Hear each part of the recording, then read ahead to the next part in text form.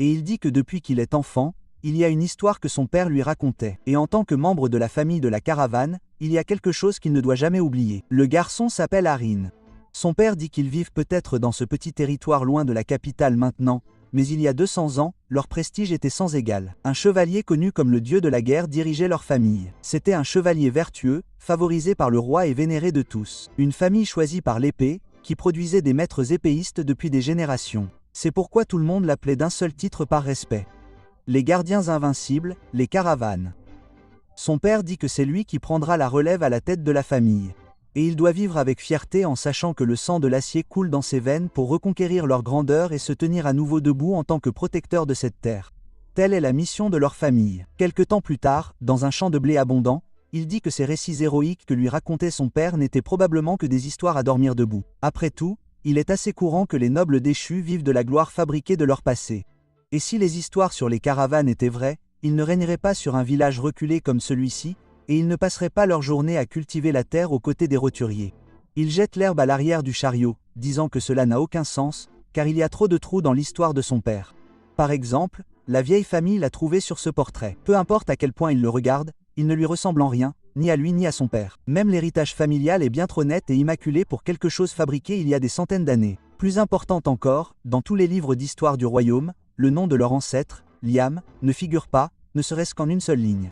Et quand on considère tout cela, il n'y a qu'une seule conclusion. Ce n'est qu'un tas de mensonges inventés pour rendre un peu de fierté à la prochaine génération. L'un des fermiers lui demande pourquoi il reste là, étourdi, en lui disant qu'il est l'heure de manger un morceau. Et s'il ne se dépêche pas, le pain chaud va disparaître. Un vieil homme dit en plaisantant que s'il traîne encore, il va manger le sien aussi. Haran dit qu'ils doivent l'attendre, car c'est le sien. Et la femme du mec commence à le frapper. Haran dit qu'il se fiche que sa famille ne soit pas d'une grande lignée. Tout le monde est là pour l'accueillir, et il adore l'endroit où il peut vivre à leur côté.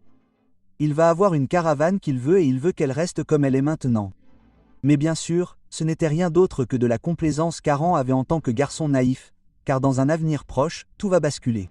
Il leur dit à tous qu'ils ont atteint l'objectif de récolte aujourd'hui, il va donc se rendre au marché du village voisin. Il sera donc un peu en retard car il va acheter des choses dont ils ont besoin pendant qu'il est là. Il dit à l'un de ses amis, Shun, qu'il va acheter des pommes car il se plaint de ne pas voir de fruits depuis un moment. Shun dit qu'il apprécie cela. Haran dit aussi que comme la plus jeune fille de Marino a bientôt son anniversaire, il va chercher une poupée pendant qu'il y est. Elle lui demande comment il sait ça et il répond qu'il sait tout. C'est lui qui sera leur prochain seigneur après tout. Puis il leur fait signe de partir en disant qu'il les verra plus tard et ils lui disent de faire bon voyage. Bro est excité et il a hâte de rentrer à la maison pour voir leur visage. Il leur dit qu'il va être un peu en retard. Alors qu'il s'éloigne, Shun dit qu'il n'y a personne d'autre comme leur jeune maître. Le chauve de tout à l'heure acquiesce et ils disent en plaisantant qu'ils s'inquiètent de savoir quelle dame va l'enlever. Shun dit qu'avant qu'il ne soit trop tard, ils devraient terminer le reste de leur travail et qu'aujourd'hui est le jour où ils ont leur réunion habituelle avec le Seigneur. Mais de nulle part, on voit du sang jaillir de son visage alors qu'il vient d'être découpé. Ses dernières pensées s'envolent dans les airs avant qu'une des femmes ne soit confuse et ne la regarde fixement avant d'être la suivante. Bientôt, le champ de blé doré est peint de sang et un homme dit que ce territoire doit être effacé. Les villageois ont l'air paniqués et lui demandent qui il est. Et il passe devant eux en disant que le territoire. Et il répète une fois de plus la même phrase sur le territoire qui doit être effacé. Avant qu'ils ne s'en rendent compte, ils se mettent à pleurer, acceptant le fait qu'ils ne peuvent rien faire. Alors qu'il massacre tous les villageois qui se trouvent sur son chemin. Quand Haran revient à la vue de cela, tout ce qu'il a acheté ce jour-là au marché tombe par terre, incrédule. Son cœur bat la chamade et il demande pourquoi tout le monde est comme ça. Quelqu'un apparaît derrière lui alors qu'il est hébété, mais il se couvre les yeux en pleurant et lui dit de ne pas regarder. C'est son majordome. Haran demande ce qui ne va pas, s'il voit vraiment les choses correctement ou s'il hallucine parce que les villageois sont tous morts. Le majordome lui dit qu'un type est venu ici pour expliquer qu'il devait raser le territoire. Et il n'a fallu que 10 minutes au total pour que chaque personne du village soit assassinée. Le type les attaquait à des distances qui semblaient humainement impossibles avec une épée. C'était comme si sa lame était glaciale et indifférente. Sans aucun signe ni avertissement, il s'est abattu sur eux comme s'il était un démon de chair humaine. Et il ne s'est pas contenté de tuer les villageois, car un seul coup a décimé tout le village. L'homme a déclaré qu'il ne faisait qu'exécuter ses ordres et que les caravanes devaient être rasées. Le majordome dit qu'il est désolé, mais que ce n'est qu'un ennemi contre lequel il ne pourrait jamais gagner. C'est un maître d'épée, ce qui signifie qu'il est une calamité se déplaçant sous forme humaine. Ils se sont dirigés directement vers le domaine, mais ce n'était pas différent. Tout le monde à l'intérieur a été assassiné. Il commence à perdre la tête jusqu'à ce que sa mère l'appelle à grands cris. Il se ressaisit et elle se met à courir vers lui pour le serrer dans ses bras. Elle était la seule étincelle d'espoir dont il avait besoin à ce moment-là. Elle dit qu'elle est si heureuse qu'il soit sain et sauf et nous voyons ses mains trembler. Alors qu'il la serre dans ses bras, il dit pendant une fraction de seconde qu'il n'a jamais été aussi soulagé de sa vie. Mais il réalise ensuite que ce soulagement n'est pas justifié. Alors que son père est assis là en pleurs, des larmes de sang de pure frustration, demandant sans cesse pourquoi, Aran réalise que la tragédie ne fait que commencer. Le maître d'épée, qui a effacé la moitié de leur territoire en un clin d'œil, pour une raison quelconque, n'a pas tué ses parents, mais l'a laissé avec ces mots. Il reviendra dans un mois s'ils veulent vivre, pour prendre tout le monde et quitter cet endroit d'ici là. Le père d'Aran pleure, demandant pourquoi ils font ça et ce qu'ils ont bien pu faire pour mériter ça. Le maître d'armes s'éloigne tandis que son père continue de le presser, lui demandant sans cesse ce qu'ils ont fait de mal. Le maître d'armes dit qu'il ne fait qu'obéir aux ordres. Je pensais qu'il était dépourvu d'émotion, mais ses yeux semblent un peu peinés. Après avoir laissé derrière eux ces mots et la destruction qui les a suivis, les villageois survivants ont fui un par peur. Bien que ce soit le seul moyen de sauver leur vie, la famille de la caravane n'a pas eu ce choix. Écrasé par un sentiment de responsabilité et d'impuissance, son père s'est effondré mentalement alors qu'il était assis là à se cogner la tête contre le mur. Sa mère n'était pas la même. Elle dit qu'elle a déjà dit au majordome de préparer une calèche et qu'il doit quitter le territoire avec lui et aller aussi loin qu'il le peut. Aran lui demande de quoi elle parle, disant qu'ils devraient tous y aller ensemble. Elle lui dit que le Seigneur ne pourra pas quitter cet endroit. Jusqu'à son dernier instant, il voudra affronter l'ennemi en tant que seigneur de la caravane. Et en tant que partenaire, elle va rester à ses côtés jusqu'à ce moment précis. Il la supplie de ne pas le faire, disant qu'ils devraient juste y aller ensemble, mais elle dit qu'il doit bien écouter. Les histoires que le Seigneur lui a racontées ne sont pas vraies. Les gardiens invincibles ne sont rien d'autre qu'une histoire remplie de mensonges. Il continue de pleurer et elle dit qu'il doit lui faire une promesse, qu'il ne ramassera jamais une épée de toute sa vie et qu'il survivra quoi qu'il en coûte. Il ne devrait jamais penser à se venger et vivre juste pour lui-même. Le majordome accourt en disant que la calèche est prête. Alors qu'Aran l'attrape par le bras, ne voulant pas la lâcher, elle dit au majordome de bien prendre soin de son fils et d'aller aussi loin que possible avant que cet homme n'arrive. Il dit, bien sûr, et pleure car il regrette également son départ. Aran crie pour appeler sa mère tandis qu'il est traîné de force par le majordome. Sa mère le fixe, le regarde partir et lui dit qu'elle l'aime. Elle entre ensuite dans le bureau de son mari alors qu'il continue de se cogner la tête contre le mur. Elle s'approche lentement de lui, elle le serre dans ses bras, lui disant d'arrêter de souffrir seul, et qu'au moins jusqu'à la fin, elle sera là avec lui. Alors que le majordome s'éloigne, il dit qu'il sait que c'est angoissant et déchirant, mais qu'ils doivent endurer. Cet homme est une calamité, une catastrophe naturelle que les humains comme eux ne peuvent même pas imaginer. Il doit accepter que sa tragédie est telle et l'oublier.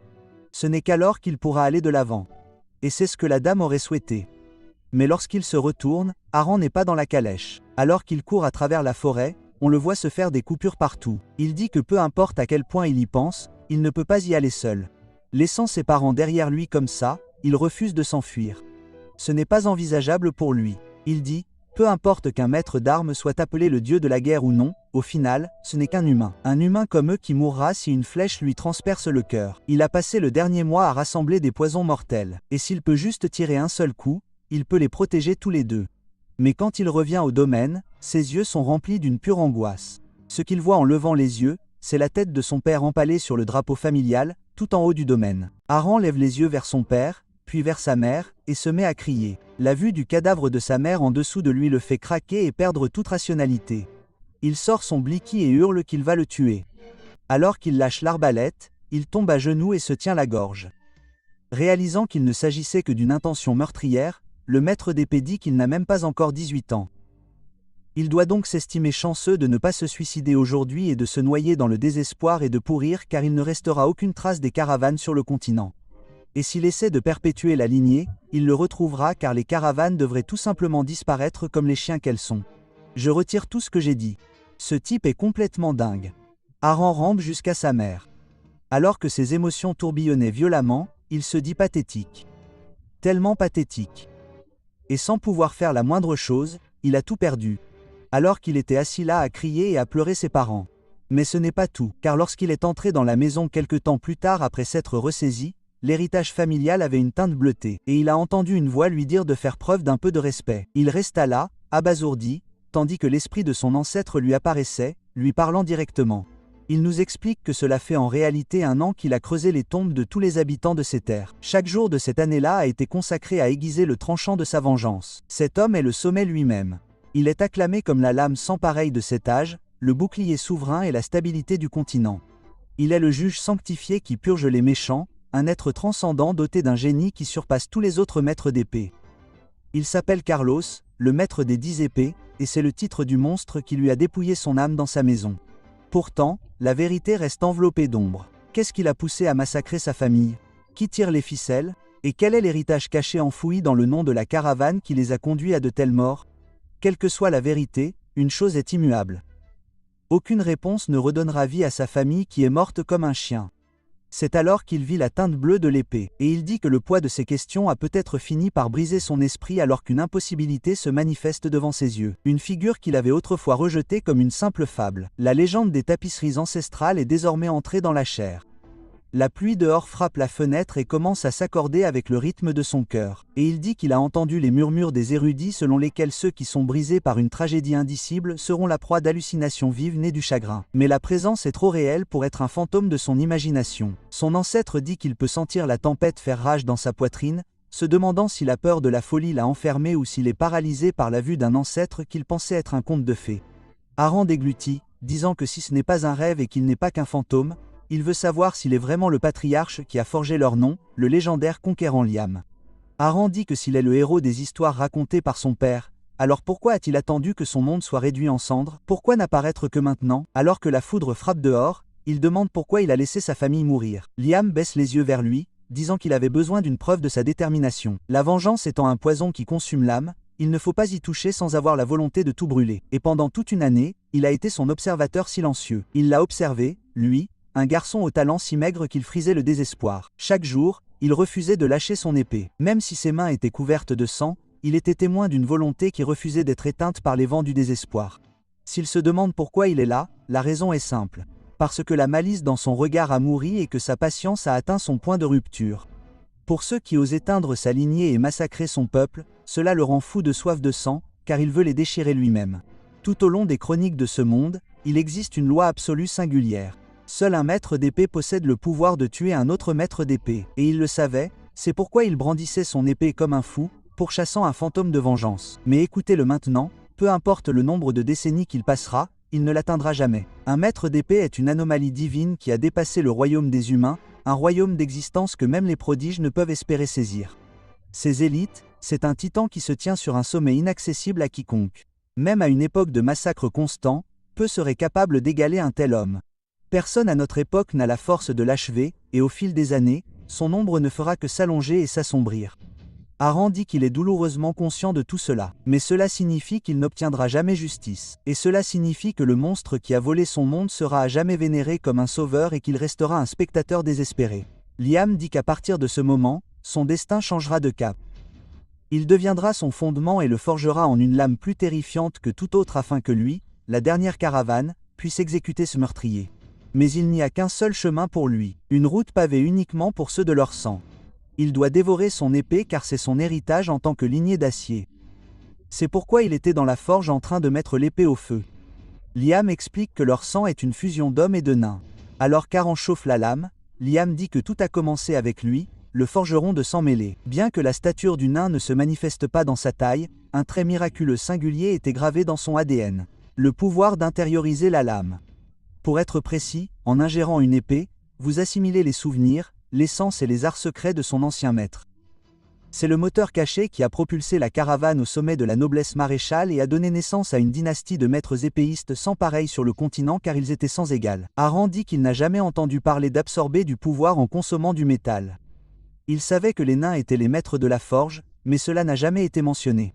Cela ressemble aux divagations d'un fou et son esprit tourne à cause de toutes ces révélations. Pourtant, la réalité est définie par les résultats et non par la logique. Pour un homme qui n'a rien, le doute est un luxe qu'il ne peut pas se permettre, et il lui demande comment il est censé dévorer l'acier. Liam rit, disant que c'est primitif. Il doit chauffer les bords jusqu'à ce qu'ils soient ramollis, les broyer entre ses dents et les avaler. Aran baisse les yeux lorsque la lame commence à fumer et dit que ce n'est peut-être que l'ultime illusion d'un esprit brisé et qu'il est égaré par un démon de sa propre création. Mais à ce moment-là, même s'il y avait la moindre chance, il n'hésiterait pas et commence à mordre dans la lame, la dévorant. Il sent sa chair brûler à chaque bouchée tandis que son corps est consumé par les flammes de la forge. En réalité, il vient juste de finir de mordre dans la lame. Alors qu'elle tombe sur le sol, il serre la gorge et se met à crier.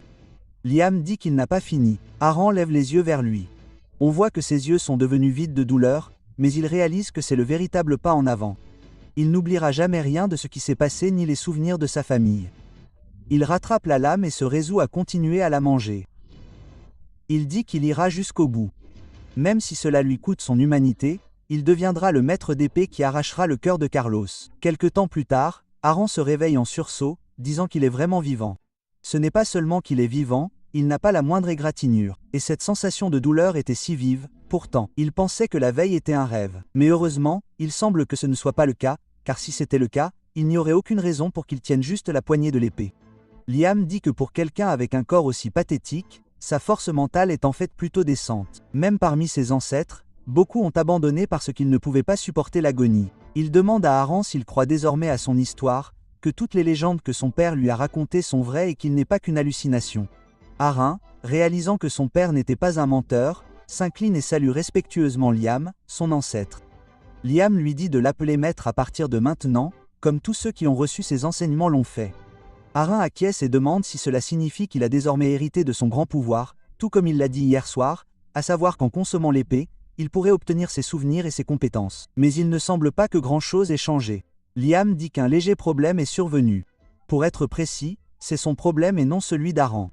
Il dit que son plan initial était de lui faire manger son épée pour l'élever instantanément au niveau de maître d'épée. Mais peut-être que son sang s'est tellement fluidifié que sa capacité à consommer des épées demeure, mais sa capacité à digérer le pouvoir est considérablement affaiblie. Pour faire simple, dans son état actuel, il lui est impossible de traiter pleinement l'essence de sa lame telle qu'elle est. Aaron y réfléchit et réalise quelque chose. Il dit que si c'est le cas, tant pis. Liam lui demande s'il n'a rien d'autre à dire. Aaron dit qu'il était déjà bien conscient des limites de son corps. Le résultat est décevant, mais il est simplement reconnaissant qu'il reste une autre voie. Liam lui demande ce qu'il veut dire. Aaron dit qu'il a dit que dans son état actuel, c'était impossible, ce qui signifie qu'un jour il sera capable de la digérer, et qu'il a juste besoin de trouver de la nourriture qui corresponde à sa capacité actuelle. Liam est impressionné, disant que son esprit est déjà au niveau d'un maître d'épée et que plus les lames sont usées et utilisées, mieux c'est. Il dit à Aaron de montrer le chemin vers un endroit où il y a beaucoup d'armes abandonnées, car c'est lui qui fera la sélection. Il se dirige directement vers un endroit qui convient à cet événement. Bien que Liam ne fasse que flotter, il dit que cet endroit dégage une atmosphère lugubre et que les mages noirs adoreraient ça. Aaron dit que tous les déchets des bidonvilles finissent ici. De la ferraille sans valeur aux armes qui ne sont plus utilisables. Il n'y a pas de meilleur endroit pour trouver le genre d'épée qu'il a décrite. Liam dit que c'est un excellent début. Il dit qu'au début, il dévorait des épées dans des endroits aussi sanglants que celui-ci. Des épées saisies par des soldats tombés au combat, des haches recouvertes de terre et de chair, des lances roulant sur le sol avec des hampes brisées. Il mangeait tout ce qu'il avait pour devenir plus fort et survivre. Pour une raison quelconque, cet endroit lui rappelle ces temps anciens, s'entrechoquant et se brisant sans fin pour protéger l'étincelle de vie. Des vies où certains meurent aujourd'hui et d'autres s'enfuient demain. Le champ de bataille de cette époque et la lutte où d'innombrables vies étaient vouées à s'éteindre sans laisser de traces. Et pourtant, quelqu'un laisse toujours derrière lui un seul point de lumière brillant. Il dit qu'il a trouvé ce qu'Aaron devrait consommer. Il lui montre du doigt et lui dit d'aller la chercher, car c'est une épée qu'il doit consommer, et ce sera sa deuxième lame. Un mois plus tard, on entend des gens entrer par effraction dans le domaine. Ils disent qu'il n'y a personne ici lorsqu'ils le traversent. Ils disent que ce manoir a peut-être été utilisé comme bolab par un mage noir, puis abandonné. Mais ces hommes disent que non, c'est sûr. Si c'était le cas, ils seraient morts dès qu'ils sont entrés. Il est plus probable qu'un noble déchu se cache ici. Ils disent qu'il y a une odeur forte et puissante partout où ils regardent. Ils disent que leur chance tourne enfin. Et s'il n'y a même pas de gardien ici, cela veut tout dire. L'un des hommes trouve quelque chose, disant qu'il semblerait que la fille d'un noble vive vraiment ici, car il y a tout un tas de beaux vêtements de femmes qui semblent fraîchement lavés. Il commence à les sentir, disant que l'odeur du tissu est différente. L'un d'eux plonge la main dans son pantalon et commence à lécher sa hache, en disant que s'ils jouent bien leurs cartes, ils pourraient aussi s'amuser d'une autre manière. Il dit qu'il veut sentir l'odeur de cette noble dame. Ils disent qu'ils vont regarder autour d'eux, peut-être trouver un portrait de la jeune fille qu'ils pourraient utiliser comme matériau. Aaron leur dit à tous d'arrêter. Ils sont horrifiés. Il dit que sa mère aime les choses bien rangées et qu'elle détestait vraiment que les gens mettent le bazar, alors il devrait remettre ça tranquillement et en parler. Leur peur se transforme instantanément en confusion lorsqu'ils voient un enfant, et ils sont un peu déçus que ce ne soit pas une fille. Aran demande s'ils sont venus ici pour chercher de la nourriture ou s'il avait juste besoin d'un endroit où loger. Si c'est l'un de ces deux-là, dites-le simplement, car il est prêt à les accepter comme voisins. L'un d'eux demande de quoi diable parle ce gamin, disant qu'il a perdu la tête et que les nobles n'ont aucun sens de la peur et qu'il aurait dû rester caché. Alors, pourquoi diable ramperait-il dehors? Aran réalise qu'il est impossible de parler à des gens aussi stupides. Alors que l'homme lui saute dessus en lui demandant s'il veut mourir, Aran ouvre les yeux et nous les voyons changer instantanément de couleur. Il enfonce sa lame directement dans l'estomac de l'homme. Il dit qu'ils sont des invités indésirables, pas des visiteurs, et qu'il ne les traitera donc plus avec courtoisie. Nous avons un flashback après qu'il a pris l'épée. Aran a demandé à Liam s'il était vraiment censé la manger, car elle ressemble plus à une aiguille qu'à une épée elle-même. Donc s'il essayait de couper quelque chose avec, il aurait l'impression que ça se briserait. Liam dit que c'est tout à fait naturel, car elle n'a pas été conçue pour trancher ou casser des choses en premier lieu. C'est une arme forgée dans un seul but. Elle transperce les organes vitaux de l'ennemi et met fin à sa vie à ce moment décisif. C'est une épée faite uniquement pour les stocks. Aran est surpris et alors qu'il s'apprête à dire quelque chose, Liam lit dans ses pensées en disant qu'il a l'air de penser qu'une lance serait plus efficace pour enfoncer le clou. Et il n'a pas tort de se poser la question. Cependant, pour son corps jeune et faible, rien n'est aussi utile que les souvenirs qui résident dans cette lame. Et juste pour qu'il le sache, avant que sa propriétaire ne meure, elle a ôté la vie à 2000 ennemis à elle seule. Elle l'a fait avec le corps d'une femme, encore plus frêle et plus petite que le sien. Il devrait donc lui témoigner un réel respect et la dévorer. Le poids de l'acier est peut-être léger, mais ce qui réside à l'intérieur est le poids lourd et solennel d'une vie. En héritant des souvenirs de cette femme, il gagnera beaucoup de choses. La dernière chose dont cet enfant se souvient est une manière en flamme. Quelqu'un l'appelle et nous apprenons qu'elle s'appelle Mary. Liam explique que lorsque cette fillette d'à peine 10 ans a ouvert les yeux, tout avait changé. Ses parents ont été réduits en cendres méconnaissables dans le feu. Et quand on lui a dit qu'elle avait à peine réussi à survivre, elle a murmuré doucement qu'elle aurait aimé mourir avec eux. Après avoir tout perdu en un instant, elle a été envoyée dans un orphelinat. Et ce jour-là, elle a réalisé que l'orphelinat vénérait la déesse du feu et considérait le feu comme le salut. Elle a été entraînée dans les profondeurs une fois de plus parce qu'elle avait tout perdu à cause du feu. Pourtant, elle a dû vivre dans un endroit qui le considérait comme divin. Elle n'y a toujours pas échappé alors qu'elle regarde ses brûlures dans le miroir. Elle explique que les jours qui ont suivi leur séjour là-bas ont été paisiblement horribles. Pendant qu'il priait parmi les bancs, les autres enfants ont dit que la moitié de son visage était abîmée, se demandant ce qui n'allait pas. D'autres ont dit qu'elle avait été maudite par la déesse. Ils dirent, pas étonnant que ça ait l'air si dégoûtant. Ça leur donnait la chair de poule, vu qu'elle est un monstre. Ils continuèrent à la réprimander, et Mary dit qu'elle voulait mourir. Chaque jour, elle priait pour que la mort vienne échapper au feu de ce jour-là qui hantait ses yeux chaque fois qu'elle les fermait et au feu de haine qui l'entourait chaque fois qu'elle les ouvrait, jusqu'à ce qu'elle fasse une rencontre fatidique dans les bois. Avec le recul, son escrime n'était rien d'autre que grossière et grossière. Mais pour elle, c'était assez beau pour lui faire oublier l'enfer dans sa tête, ne serait-ce qu'un instant. Elle explique que le nom de l'homme était Egel. C'était un vieux bretteur, un ancien chevalier errant qui avait travaillé à l'orphelinat pendant un certain temps. Normalement, elle n'aurait jamais adressé la parole à un vieil homme comme lui, mais elle ne pouvait pas s'en empêcher. Elle s'approcha de lui, lui demandant comment elle pouvait être comme lui. Ses yeux pétillaient d'espoir lorsqu'elle dit qu'elle voulait apprendre cela, et elle fit son premier pas vers la vie. Egel sentit sa détermination et la fit entrer, lui disant de choisir une des armes. Si elle peut en manier une, il lui apprendra. Elle fixe l'aiguille, se demandant si elle doit la manier. Il dit que sinon, que fera-t-elle d'autre ? Elle la ramasse, se disant que tant qu'elle peut se défendre, ça suffit. Elle la lui plante dans le cou, en disant qu'elle fera tout ce qu'il faut. C'était son tout premier coup. C'est pourquoi ses yeux ont changé alors qu'il se remémorait les souvenirs de Mary pendant qu'il transperçait la poitrine de l'homme. Regardant sa blessure, l'homme tombe, s'effondrant sur le sol, saignant. Les autres hommes ont l'air horrifiés, se demandant ce que c'était que ce bordel. Aran dit qu'il suppose qu'il n'est plus nécessaire de parler. Liam regarde depuis le fond, disant que depuis un mois, il n'a appris qu'une seule chose à son jeune descendant. C'est un entraînement physique pur, il pourrait même courir pendant des heures sans se fatiguer. Pas une seule fois il ne lui a appris une technique d'épée. Pourtant, le fait qu'il puisse exécuter une telle estoc signifie qu'il digère enfin le passé de Mary, et il veut qu'il lui montre ses premiers pas en tant que caravane.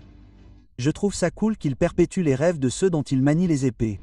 Aran explique que l'endroit où il vient d'arrêter cet homme est une cible atteignable uniquement en glissant une lame avec une précision chirurgicale entre les côtes. Il l'a touché au poumon. Pour une personne comme lui, qui n'a ni l'entraînement ni l'histoire du maniement de l'épée, il n'y a aucune raison logique qu'il soit capable d'un estoc aussi complexe. Pourtant, l'explication est très simple. Le précédent porteur de l'aiguille qu'il a assimilé il y a un mois, les souvenirs de Mary lui ont permis de le faire. Mary explique qu'à partir de ce jour, quand il a appris à manier l'aiguille il y a un mois, les souvenirs de Mary lui ont permis de le faire. Mary explique qu'à partir de ce jour, quand il a appris à manier l'épée il y a un mois, il a été tué. Elle donna son premier coup, Hegel devint son instructeur silencieux. Il lui apprit la bonne posture, le poids de la poignée dans sa paume, le rythme de la mêlée et les froides nécessités de la survie. Son style n'était pas une doctrine académique rigide. Son escrime incarnait le romantisme sauvage et l'esprit sans foi ni loi qu'il avait acquis en tant que chevalier errant, possédant une puissance brute qui était plus que suffisante pour captiver une jeune fille vivant dans l'ombre de ses peurs.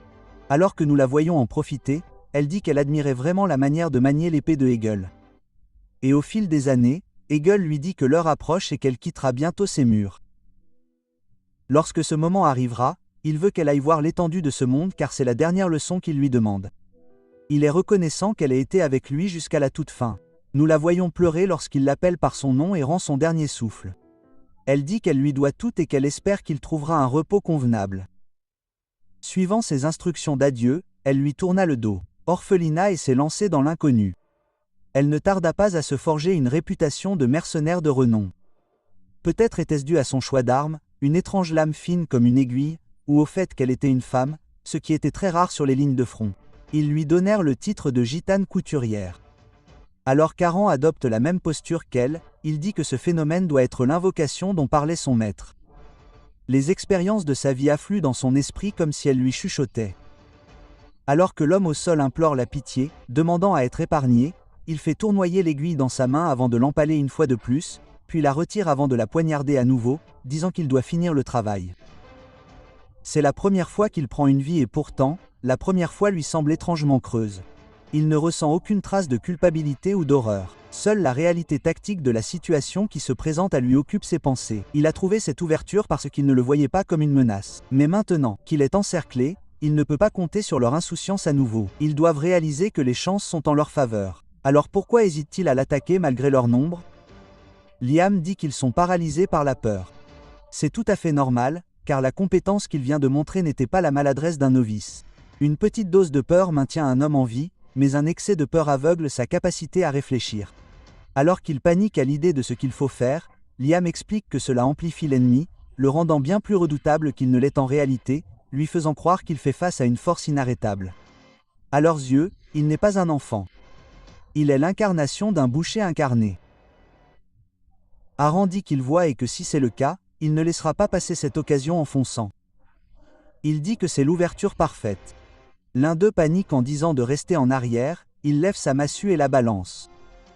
Aran recule et arrive avec le coup. Mais l'homme s'en rend compte trop tard avant qu'il ne se fasse transpercer le côté de la gorge. Il se rappelle à travers les souvenirs de Mary que Hegel a dit un jour que puisqu'elle n'était pas née avec une carrure massive ou l'endurance d'un homme, elle ne pouvait pas se permettre de laisser un combat s'éterniser. Alors qu'il charge droit sur la cible suivante, il hurle. Aran se soulève du sol. Alors que l'homme avance son arme, il saute par-dessus et atterrit derrière lui. Alors que les mots d'Hegel continuent de résonner, il dit à Mary qu'elle doit s'assurer que, dès le premier ou le deuxième échange, l'ennemi a été complètement dominé.